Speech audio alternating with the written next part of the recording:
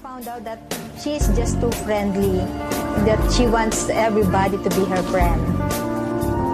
Well, actually, I was sitting taking a rest in the Fields Avenue area, and she approached me. And she immediately sat down beside me and started becoming very affectionate. She had her head on my shoulder and her arm around, and she just seemed so vulnerable. She was so small and so tired.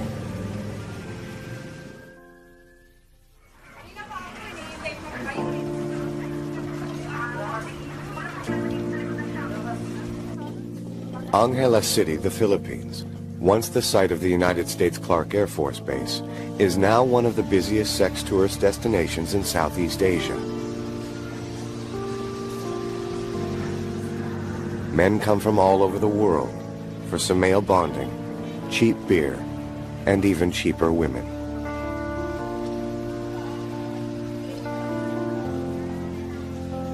The women they buy are no more than teenagers, impoverished young women trying desperately to survive.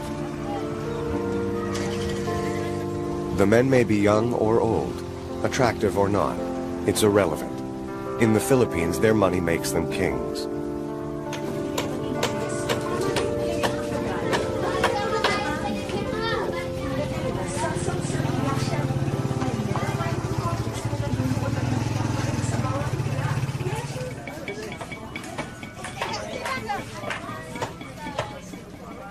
Mila works at Heaven, a little bar on Blowjob Alley.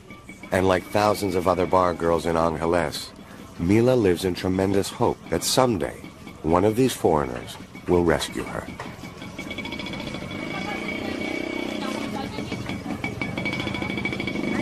Pwede mong sabihin ngayon sa akin kung ano ang pangalan mo? Mila. Mila. Mila ano? Zamora. Zamora. Yung ba yung talagang pangalan mo? Okay. Saan ka nanggaling? Anong probinsya ka galing? Saan probinsya ka galing? Sa Pangasinan. Pangasinan. Parehas kami. Saan? Dito. I do some interviews with the women, and then of course as the start of organizing them, you do some chatting with them, so that getting to know each other, so that they will be able also to know me and familiarize my face and who I am also, what is my role there, why am I there. Anong oras ka daw pumapasok? Dati, alas 10. Alas 10 ng umaga? 10 o'clock in the morning. Hanggang anong oras? 10 o'clock in the morning. Come back 4 o'clock. 4 o'clock in the morning also. You come home at 4 o'clock in the morning. Okay. Who is this? Boyfriend. Boyfriend from America. America. Where did you meet him? Alan. Alan. Si Alan, come on, yes. This is Alan. Up to now, boyfriend mo pa rin siya ngayon. I come back December. He will come back in December. And this is you. Very nice. This is Alan. Mila. This is Mila. To some extent, they live a fantasy. They live a fantasy that someday some white man is going to fall in love and take her home with him. And certainly that happens enough times, maybe as many times as a young black youth in the U.S. gets to make the NBA, that dream is one that keeps them reinforced. Stephen works with Agnes on a Canadian-funded development project. They're helping the police educate the public about the prostitutes living in their midst. Our resource speaker is none other than Dr. Steve Perot.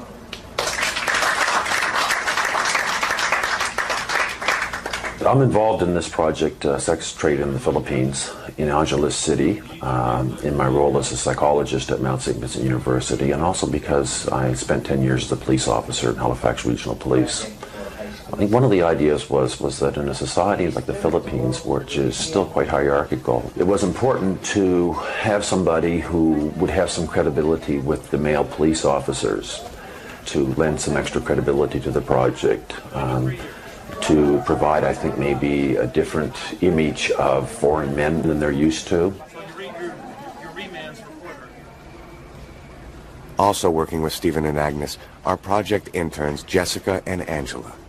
Fresh out of university and full of idealism, they're going to change the world.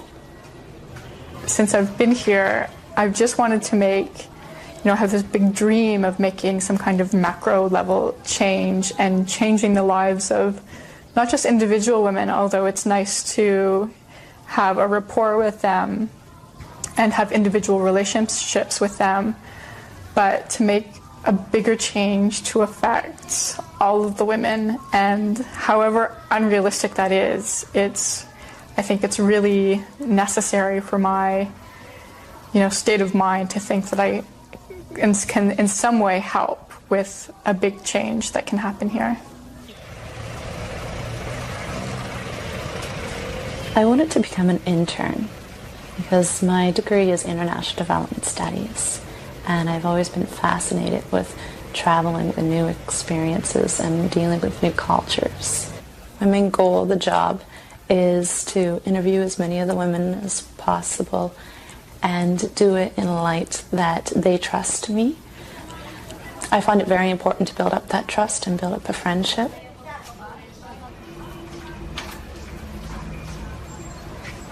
And Angla's takes up about 2 pages.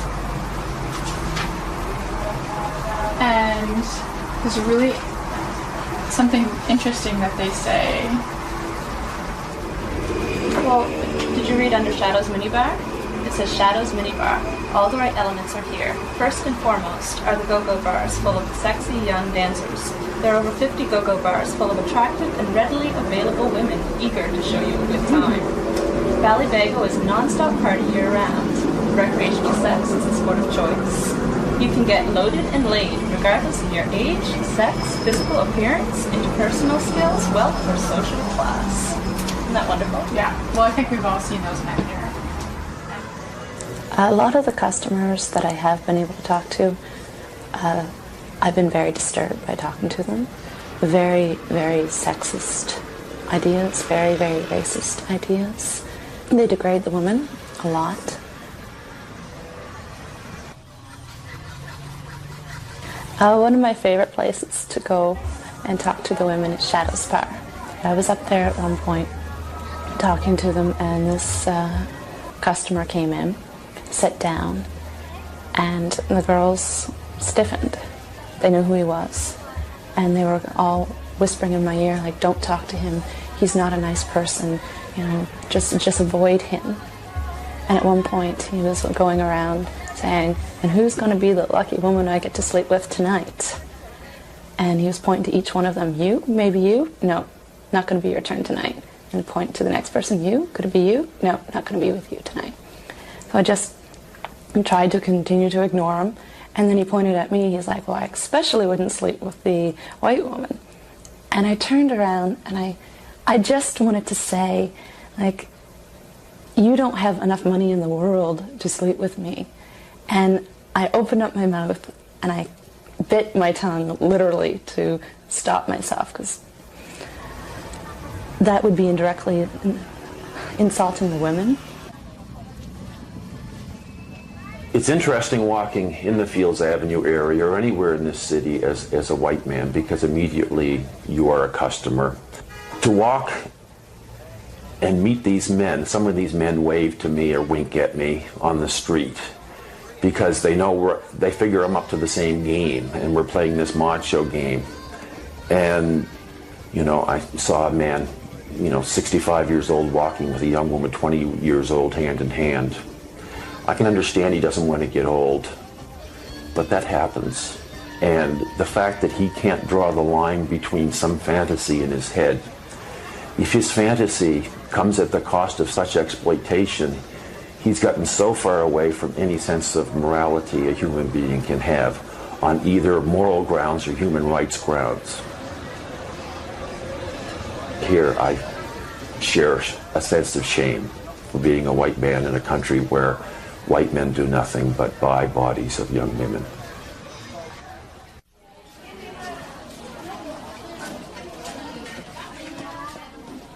The first time I met Mila, I was walking down East Santos, and she just started walking with me. I was curious.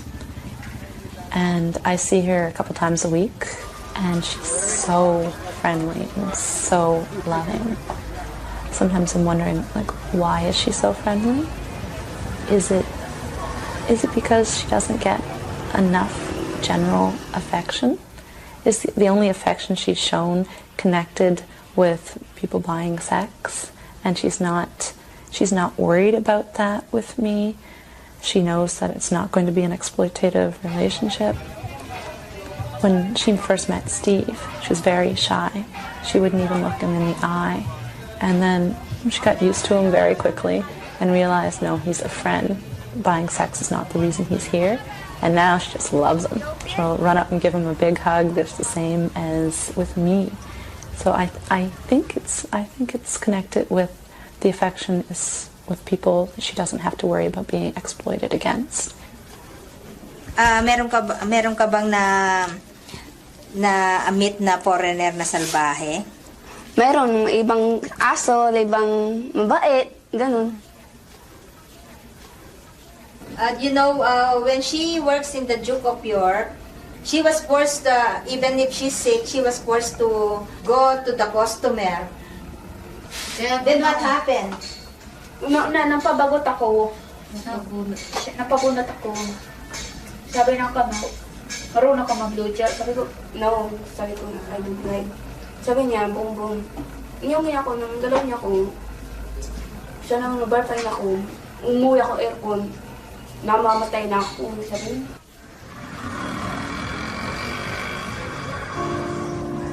Mila is 21, and though she looks and acts much younger, she's already had a lifetime of experiences. At the age of 12, she was sent from the provinces to work in Manila as a housemaid. A few years later, she was recruited, or enticed, as they say here, to work in a factory. The woman who brought her from Manila took her to a bar and then disappeared, leaving her all alone. The woman probably sold her. Mila was only 17. She had no money, and she didn't speak the local language. She's been working in the bars ever since. A maid at 12, a prostitute at 17. It's almost unimaginable. And yet Mila's story is not uncommon. I come here in 1995, but I'm come here at Cherry Girl, about 14 years old, but I don't know. I said my friend, she's working in restaurant, but me is not good because it's working in the bar. That's why, and then it's hurt because I lost my cherry in the bar. A lot of the women have been raped or sexually harassed, sexually assaulted, and this is a common theme that runs through them. And a lot of the women have said, well, I wasn't a virgin anymore, I wasn't worth anything.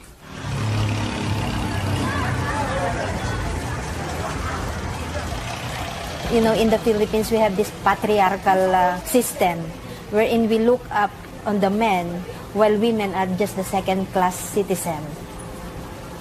That's why if the man goes to the bar, it's even an ego for them, because they are really this macho, they prove themselves that they are really man.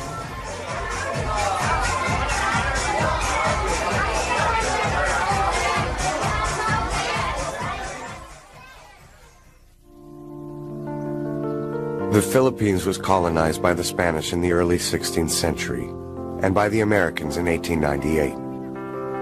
Filipinos joke that they've had 400 years in the convent and 100 years in Hollywood. Such a unique colonial history, and particularly the imposition of the Roman Catholic Church, has had dire consequences for women. Family planning is discouraged, and women are judged by their marital and virginal status. Men are free to pursue mistresses, prostitutes, or so-called minor wives with impunity.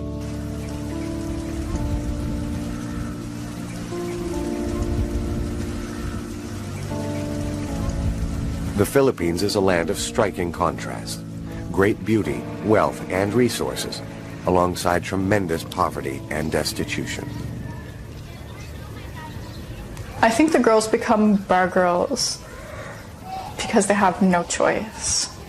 You know, if their choice is to live in extreme poverty or be a bar girl and make money, that's not a choice. And they do it because they need to survive and their families need to survive. And there's no social security net. If you don't have the money, then you starve.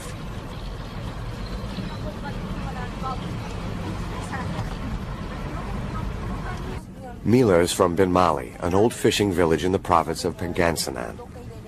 One reason she became a bar girl is because of the poverty of her family. She is the fifth of 10 children and only went to grade 6. According to Filipino custom, the older siblings are responsible for the younger ones. So most of the money Mila makes is sent home to her family.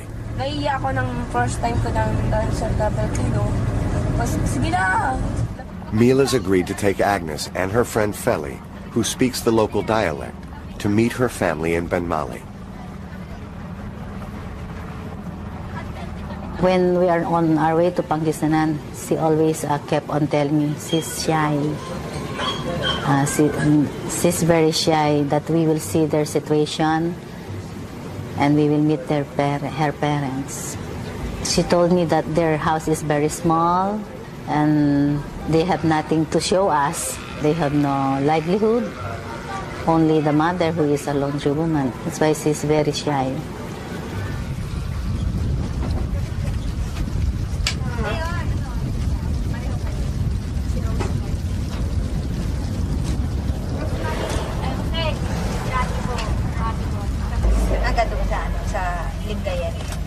Quatro. Ilan kayo nakatira dito? Balakin kami ng 14. 14. Isa dit, kuya ko dati. 14 people lives here. Yeah, 14.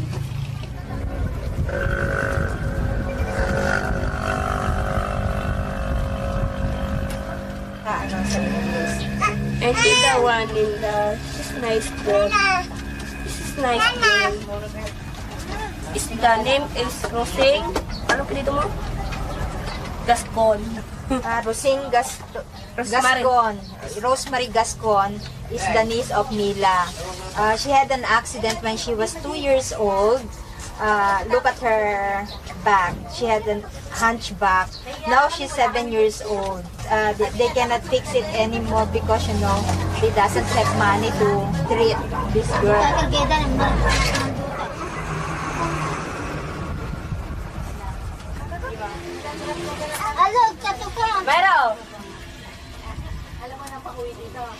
I think before the father was working as a helper in the fish pen, but now since he has a hard drinker, when we met there, he was drunk already. Bukas po, ilang taon sa akin? Tapos 53. 53! Namiringan kami sa'yo. Babalik kami sa Mayo. Balik po kami. Pasensya na kayo. When we saw their situation, we'll just, it's a pity. There was a time when she went home with her boyfriend and she introduced him to the mother. He's also a foreigner, an American. But when he saw their situation, they parted. Maybe some foreigners thought that if you have a big family, you have to support them. Especially in the case of Mila, they are very poor.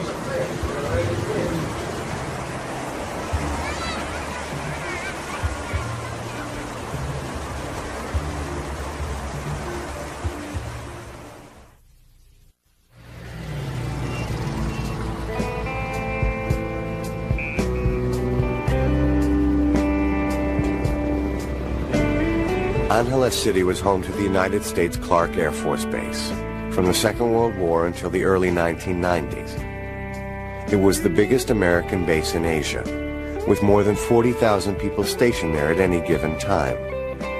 And where you have military men, you have lots of rest and recreation facilities. So all around the perimeter of the base, you see the sex industry, just for the foreigners.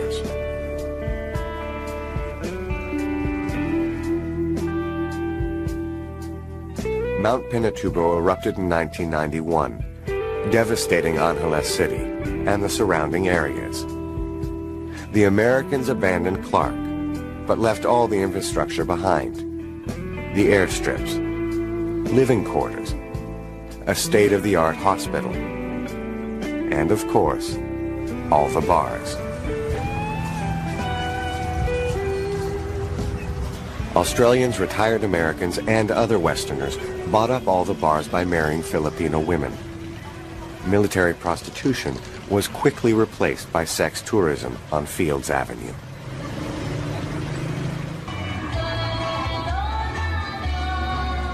Prostitution is illegal in the Philippines, so officially there are no prostitutes. The women are called dancers, waitresses, hospitality workers, or GROs, guest relations officers. The girls don't have Johns, they have boyfriends. They don't go out on tricks, they are bar-fined. If a woman is bar-fined, a customer pays the bar owner to take her out. 15 minutes costs only a few dollars. The whole night is 1,000 pesos, or $20 US, and the girl gets half. In a country where the minimum wage is 150 pesos a day, this is an enormous amount of money.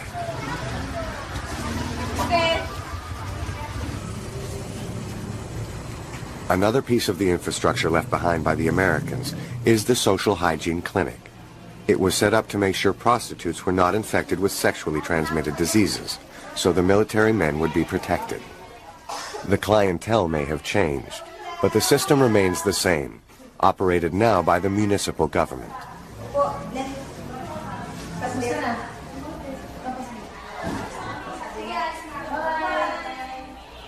Mila and the other 3,000 bar girls in Angeles are checked weekly for infections. After getting the test, which the women pay for themselves, they wear tags on their bikinis, proclaiming them clean. It's a catch-22 for the women.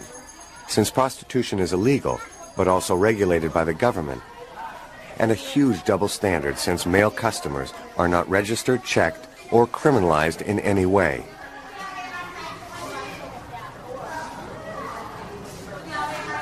Though customers may think they're protected, the women are not treated for STDs systematically and are only rarely tested for HIV.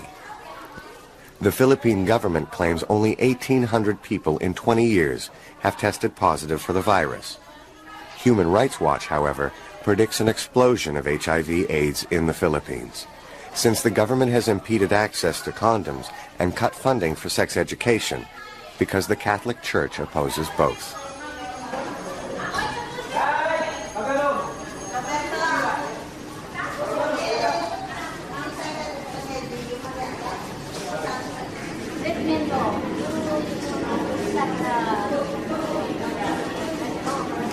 So after you get your pro book, health card, your health card, what do you do next? You go to the table. And what do you do at the table? To know who you are, and then you are submitting for a smear. So what are all these metal cold-looking instruments? This instrument wherein they put it to the girl to find it out. So there's a whole bunch of them? Yes, whole bunch of them. And is there only one girl in this room at a time, or is there a few waiting? Or They fall line there, then one by one they stick the clear. So at home, when women go for pap smears, it's a very personal, private. Yes. So there's not the same privacy here. There is no pap smear here. This is only smear. The smear. The pap smear is you only on the left leg. That's it. So the difference between a smear and a pap smear? There is a difference of smear and pap smear. Because the smear is only where they look for if you have some venereal diseases. Now the pap smear is general cleaning. General cleaning if you have something like, for example, cyst, something like that. So the smear, it's just a quick smear. This quick smear, especially virgin. You said there's cherry girls, virgins who come here every week as well. Friday. So why do virgins who are working in the entertainment industries have to get a smear every week? Well, it's like this. We have a problem of virgin girls telling us that she's a virgin. Now some guys like virgin girls. I say, okay, I will marry you if you're a virgin, just tell me the truth. So we will protect the establishment and the floor manager, that's the truth. Now how I will know that you are a virgin or not? That is the main reason. Now another reason is that all girls who work in the entertainment industry, especially in the tourist bed, even if you are virgin or not virgin, you submit for a medical checkup. So is this set up partially or fully to protect the customers? Yes, of course. Because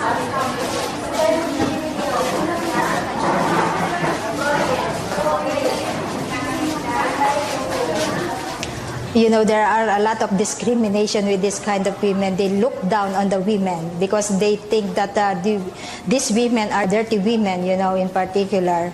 And, you know, because, you know, you keep on going from one man to another, and they look like Mary Magdalene. I'm not sure what to say to them when they tell me that they're raped by their father when they're 12.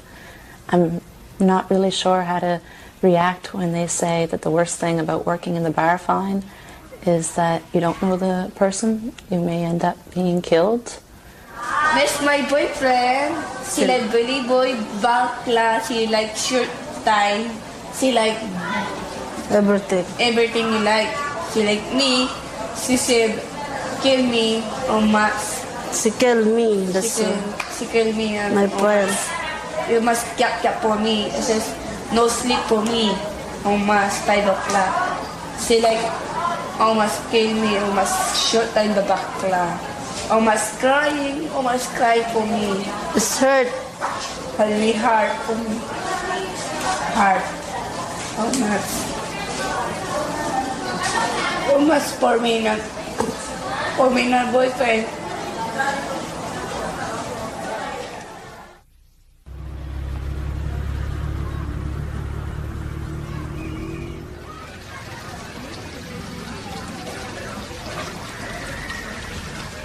Bar girls have few options when they're too old to work, and they're old by the time they're 25. Most end up in squatter communities, living in extreme poverty, with their Amerasian children, half Filipino, half foreigner.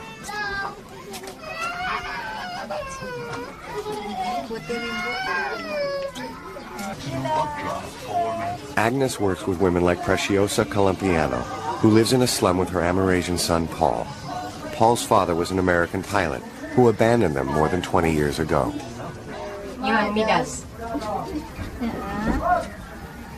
How long ago was this? How long ago did you graduate? 3 years. 3. Wala pa? Or 2 years? 2. And yung paninira? Na yung Paul struggles to find the English word to describe what Amerasians like himself need as a result of being abandoned by their American fathers. payapa, komportable. Peace.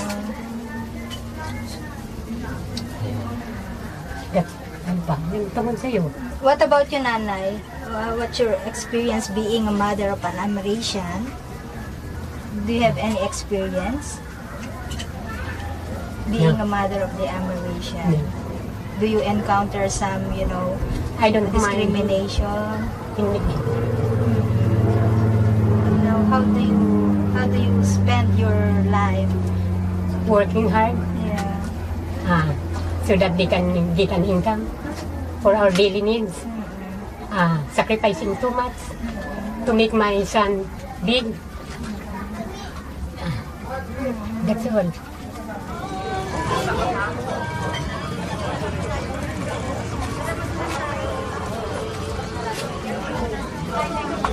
Another option for older bar girls is to become a mama-san, a manager or pimp for the younger women.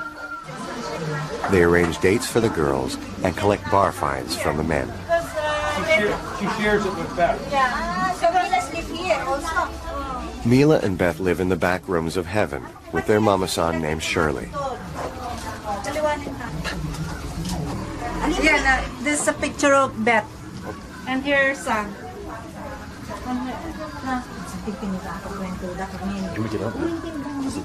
Can you tell me about your job as a mama-san? How you arrange deals for the girls? Explain that. Yeah, I work as a mama-san. I'm sit there and for sometimes customer and then ask with the customer something to drink, and then if they have some good time, some head, that's all. Okay. So if they come here, they get mostly head here? Yeah, mostly the head. Okay.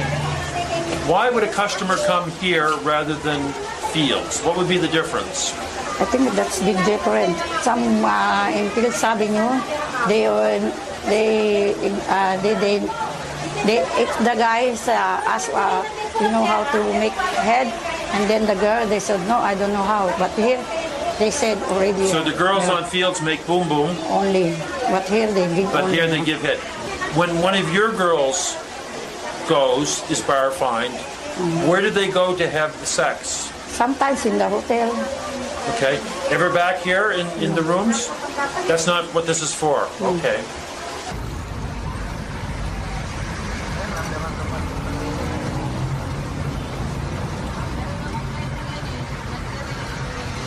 The final option for girls like Mila are the casas or brothels, where the local Filipino men go. The girls are locked inside, and a guard lets customers in every 15 minutes. In many ways, bar girls are much better off than the casa workers, who get about 50 cents a customer and have up to 15 men every night. The Philippine National Police have just rescued 17 girls from a casa. All were tricked into coming to Angeles by recruiters in the provinces.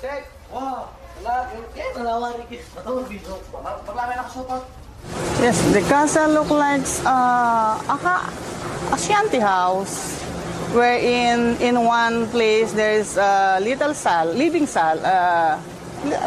sala, wherein you can see the pimp or maybe the maintainer. Then once a client or a customer comes in, the pimps, they will call in the ladies from their cubicle. And then they will line up there for the client to choose who will be his sex partner inside the cubicle. Once the lady was chosen, they'll go inside her cubicle and then that's it.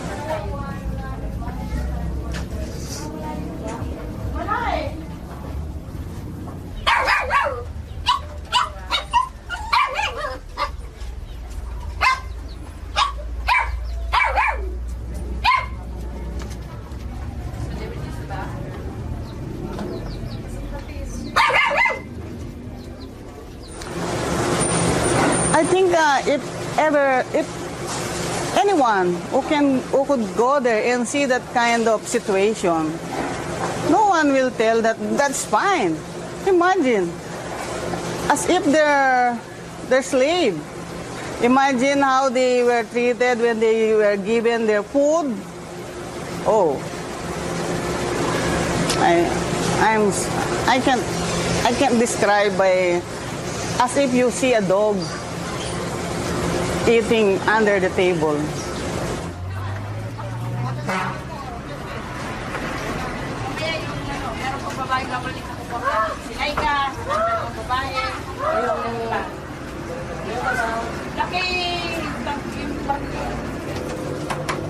I guess the most disturbing thing is the trip into the casas, to go into the catacombs or the bowels of these casas, which are ugly enough to begin with, And you just go further and further back and you see young women, two of them living on a little cot on a piece of concrete. And to know that even in the middle of the night, if one of them's called upon to perform a sex act, she has to give up her bed to let this go on. To recognize that there is no way out of there, that you could be born, live, and die in those catacombs. And that is very disturbing. I don't think that many can even visualize how gut-wrenching being in there is. How long have you lived here?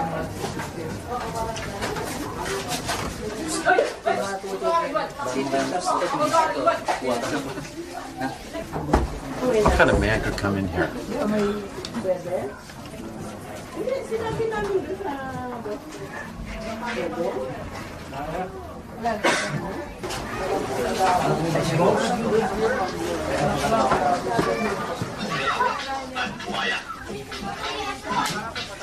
How old are you?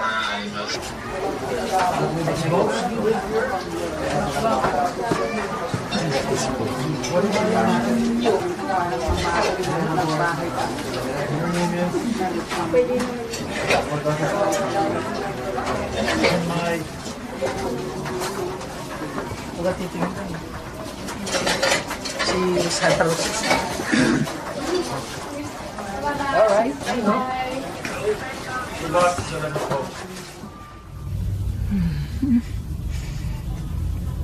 I've never felt so sad to be a woman. I've never felt so disgusted by humanity. To see these girls living in rooms that were no bigger than 8 feet by 4 feet, 2 to a room, living there 24 hours a day with nowhere to go, was disgusting, and I felt sick to my stomach, and I wish I could have thrown up so that people would have known exactly how disgusted I was. And I felt guilty when I left because it was like I was leaving them behind, and I don't want anyone to feel like that, and it makes me feel like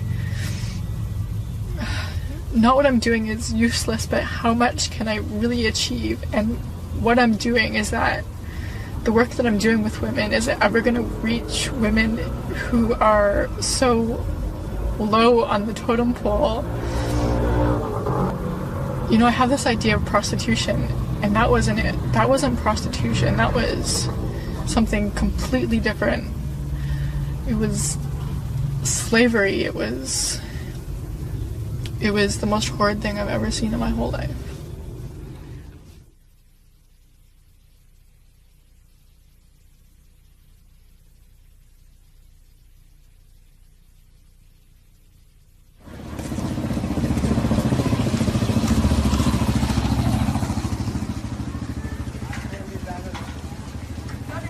So how will Mila's story end? Will she become a mama-san? A poor mother of an Amerasian? A casa worker? Or will she be one of the lucky few to escape with a foreigner?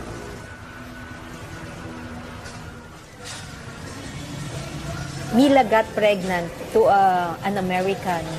I asked her if, did you ever tell this, this American that you're pregnant? She told me yes, but he did not promise anything about the pregnancy.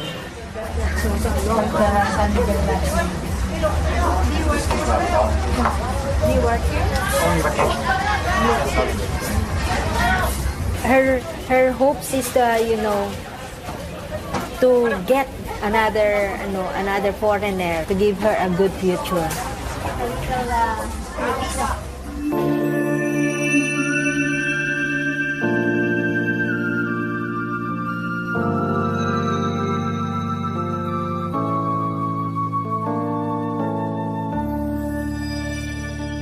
The hope doesn't just affect Mila and girls like her. All these children suffer as well. Some will end up in the bars. Some will find work in factories. But most will live out their lives in poverty. Papa, dito, colors, correct?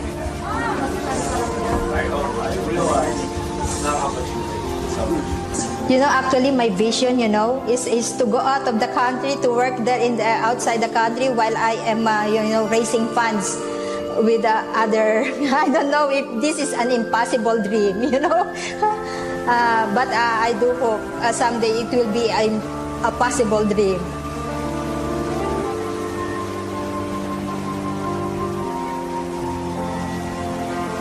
Before, Mila is hoping that Alan would marry her. But now, you know, when she got pregnant, because maybe she's a little bit desperate, she's not hoping that anymore.